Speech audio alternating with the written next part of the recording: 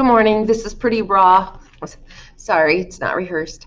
So it may come across a little weird, but I'll do my best. Good luck today with all your events, and I hope this is helpful when you take the quiz. So here we go. We're going to work today on 30.4, which is Watergate, Nixon's domestic downfall. And in his earlier campaign, Nixon had really worked at getting white middle class voters, that silent majority, to vote for him. And that was his target audience again for the 1972 election. Democrats are going to change how they nominate people. So Hubert Humphrey was chosen at the Democratic National Convention in 1963 in Chicago. Remember Mayor Daley and all the chaos that ensued. Humphrey would get the nomination, but had not won any of the earlier primaries. And so the Democrats said that wasn't going to happen again. They didn't like that had happened. So George McGovern he created a new plan for that. And what that would be is that the primaries would provide a certain number of delegates. And that way, no one in the future would be selected by the politicians. Instead, they would be selected by the people who voted in the primaries. So George McGovern did that, and that would solidify an important role for him, and that would help him later. In 1968, Shirley Chisholm, she would be elected as the first African-American female to win a House seat in the United States Congress. So that was a really big deal. Shirley Chisholm will later run for president, and she will be the first. She'll be one of the first females, and definitely the first African American female to run for president. So she's kind of a big deal too. So in 1972, the Democrats are going to nominate George McGovern. George McGovern is going to select Thomas Eagleton for his vice presidential candidate. Eagleton suffered from depression or struggled with depression. And one way that he attempted to deal with it was with the use of electroshock therapy or electroconvulsive shock therapy. And ECT, essentially, is what it's referred to today. And the word got out that he had done that. And in 50 years ago, people were not as in tune to mental health issues. And so that was a big deal. And Thomas Eagleton would remove himself from the ticket because of it. So Nixon would work to make McGovern look bad throughout, and he made him appear really radical. So you needed to be afraid of McGovern. Nixon, as a result of a variety of things, Nixon was a popular president until all this other stuff comes out. So he's going to win by a landslide, and he wins 502 of the 519 electoral votes, and McGovern's only going to take 17. So it was a landslide. Then what comes out is that it starts to leak that Nixon had people do some illegal actions on his behalf. And so there's a group of people that are deemed or dubbed the plumbers, and they're actually White House confidants who will spy on the president's opponents and stop any leaks to the press. So things like Daniel Ellsberg leaked when he leaked the Pentagon Papers. The plumbers were trying to make sure that those kind of things didn't happen anymore. So the plumbers would actually break into the psychiatrist's office that was treating Daniel Ellsberg. Ellsberg struggled with the fact, it was very unnerving to get the Pentagon Papers and then to leak them out. The Post is a movie that, if you're interested in some of that, The Post is good. And then the all the President's Men is something about the Watergate break-in. So that's a good movie as well. So anyway, Daniel Ellsberg, his psychiatrist's office was broken into to try to discredit him. So again, mental health issues at the time made people look weak. Maybe still do. I don't know. We're better at that nowadays. CREEP, the acronym CREEP stood for Committee to Re-elect the President. So that was the group of people that would help him out. The plumbers would be part of that, or help them.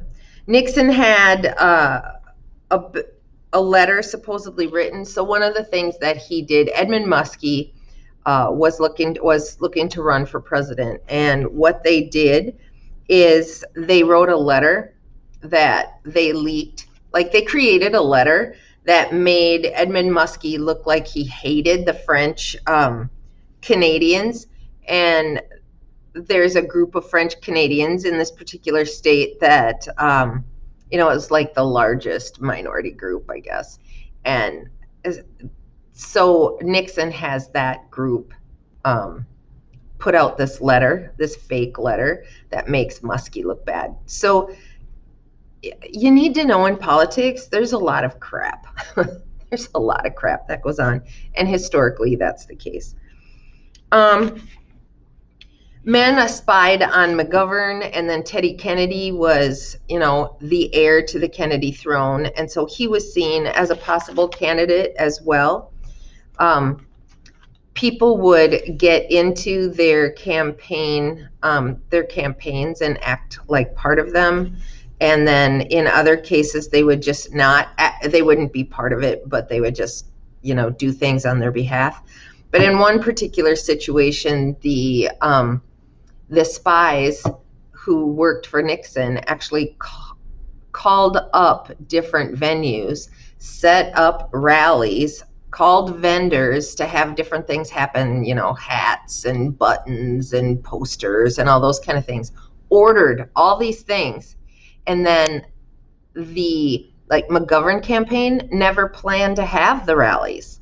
So they were ordered. It would be like someone ordering a birthday cake or ordering your graduation party. All of these, cupcakes and buns and root beer kegs and all these different things on your behalf, charging them to you, but you weren't having the party on that day. Well, people would get mad then at McGovern, and McGovern looked like he, stiffed a bunch of people. So that comes out badly. Probably the biggest thing, though, that everyone's pretty much heard of is Watergate. Now, Watergate is the name of an office building, and so that's why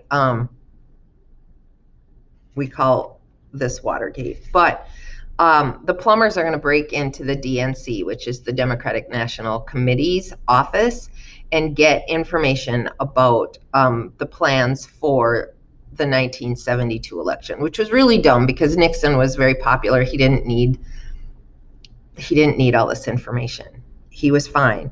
And they're going to break in and get some of that information. Well, with time, of course, secrets come out, and they're leaked to reporters Bob Woodward and Howard Bernstein. They're older men now, but they're both still alive. And Bernstein and Woodward have both written books, a number of books since. And so they are fed information by deep throat, like telling them what's going on, giving them little hints so that they can go and find out what happened with the Watergate situation. So Woodward and Bernstein are really popular, or well-known, I guess is a better phrase. They're well-known because they broke the Watergate case. And they were fed this information by Deep Throat, who is actually Mark Felt, who was an associate director at the FBI. So there's a series of hearings that take place. I actually remember them. I had my appendix out. Shout out to you, Emma. When I was in the 3rd grade, and my scar, I told Emma, I was like this. It's like, C-section compared to ones that people have today. But so I was couch bound, and that's what was on TV because we had 2 channels and they both had the hearings on. So I remember sitting on my grandma's couch watching the Watergate hearings. So anyway, what they found out was that they had there was a voice activated. So anytime anyone spoke in the Oval Office, this recorder would turn on. And so there were tapes about these recordings, and the Supreme Court would be taken to the Supreme Court because Nixon claimed executive privilege. And executive privilege basically means that this information is too important to the office of the presidency, not necessarily the president himself, but the running of the office of the presidency and the running of the country, that they can't come out. Well, the Supreme Court is going to hear the case, and the Supreme Court says that the tapes can be heard. So that's what's ultimately going to happen. In the meantime, though, there was a Saturday night massacre. And when people reference a Saturday night massacre, that means that in this situation, there was a firing that took place. They wanted to remove individuals that were a threat to the president. So these people who were working in the Department of Justice for the country, who were looking at what was going on with Nixon, not to help Nixon. They weren't his lawyers, but they were the government's lawyers in the Justice Department. He had them removed, essentially.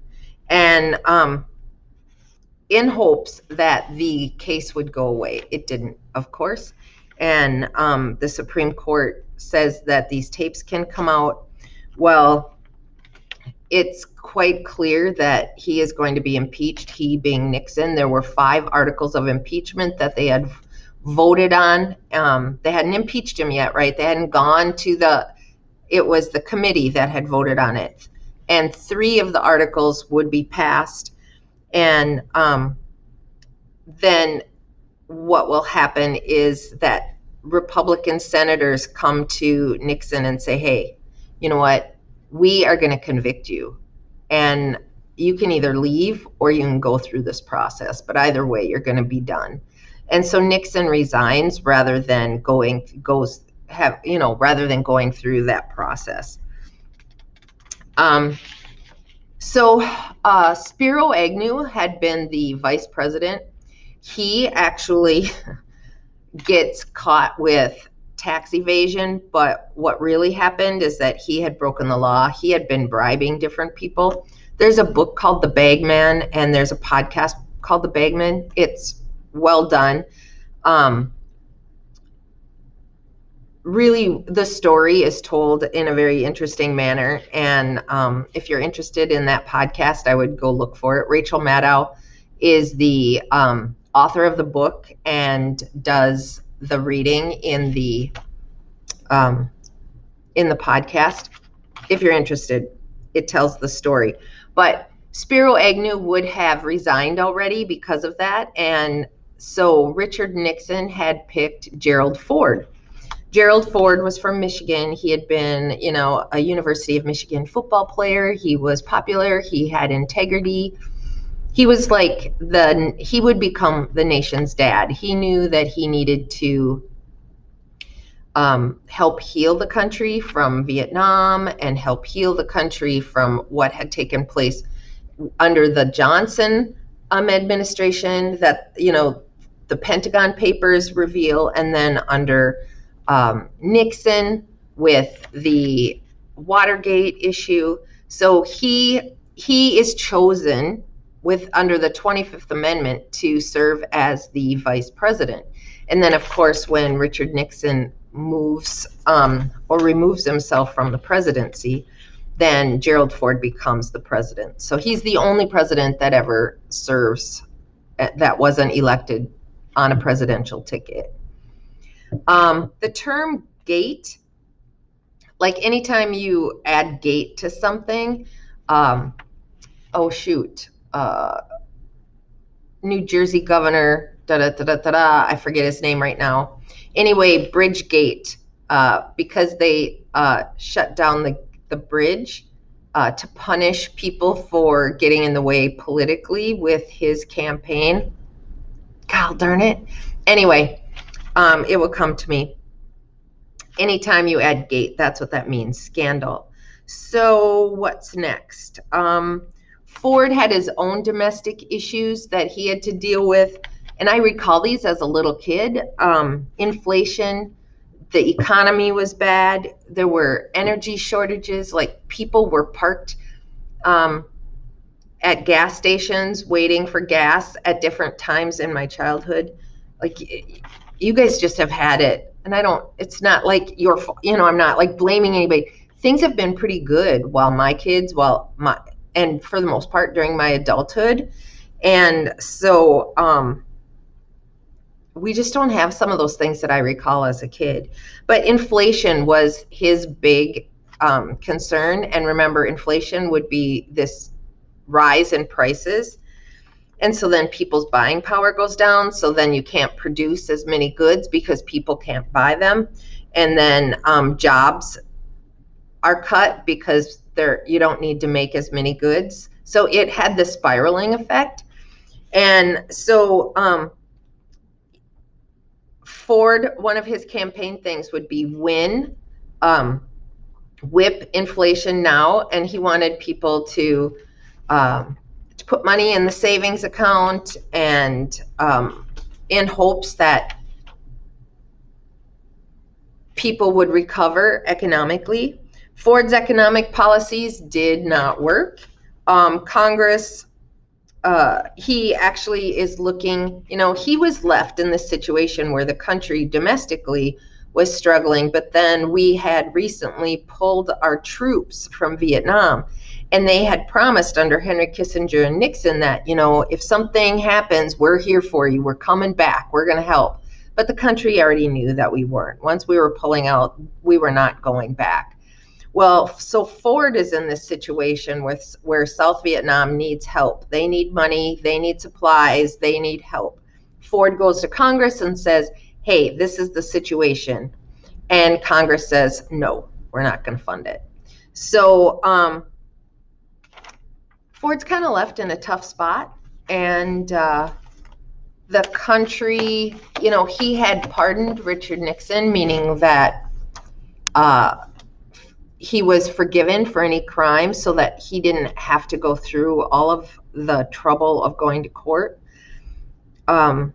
Ford actually believed that it was best for the country if we didn't have to go through all those trials and hear everything, that it was his job to heal the country. So Ford actually sacrificed himself in that way. All right, so that will do it. I hope that you guys had a very successful game or event. Or if you're doing this ahead of time, I hope that you win or you play well. So anyway, I hope that you have a wonderful day. You take care. All right, bye.